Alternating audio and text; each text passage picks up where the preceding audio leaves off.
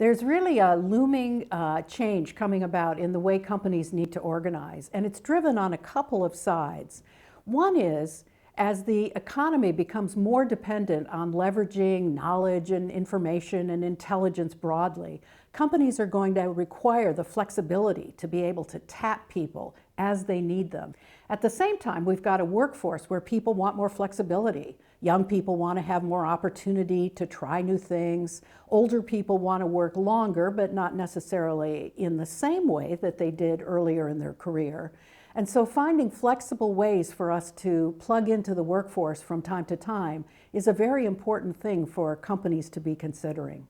When we look for companies that are already beginning to move in this direction, one of the best models are professional service firms, because of course leveraging intelligence is at the core of what they have to do in order to be successful.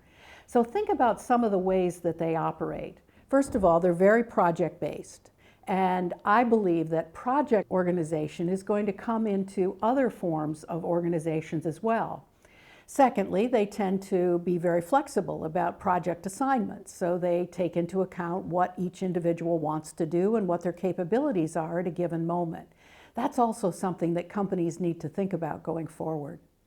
One of the things we could debate is how deeply this project orientation will go within a firm. Some people might think, well, it will only affect maybe 10 or 15% of the firm's activities. I actually think it will be closer to the exact opposite, that we'll have about 10 or 15%, the core leadership of the firm, that will remain in role-based work. So they will continue to oversee broad areas of responsibility. But if you think even within, let's say, a function, like a marketing function, today those are divided by roles. And one of the key changes that companies need to begin to make, I believe, is to take the broad roles and subdivide those into the specific tasks that need to be accomplished in each role, and to begin to break role-based work into project-based work. So in other words, creating more projects and fewer roles.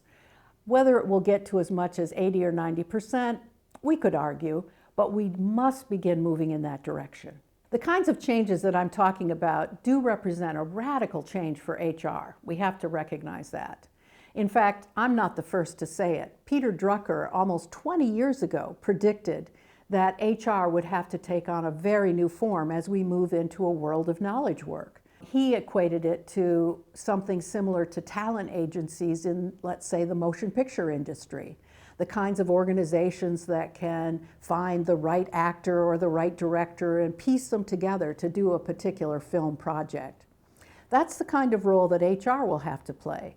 They'll be, in a sense, orchestrators of this broad portfolio of talent. They'll have to maintain contact with them in between work episodes. They'll have to know what it takes to get you to be excited about joining in the moments when we need you in the organization. And they'll have to manage your progress through the organization, help you connect with the kind of things that you'd find interesting to do. So it will be much more a role of managing a portfolio of people rather than systematizing, creating standardized processes and moving people through processes that have a sense of equivalence across the organization, which is what HR tends to focus on today.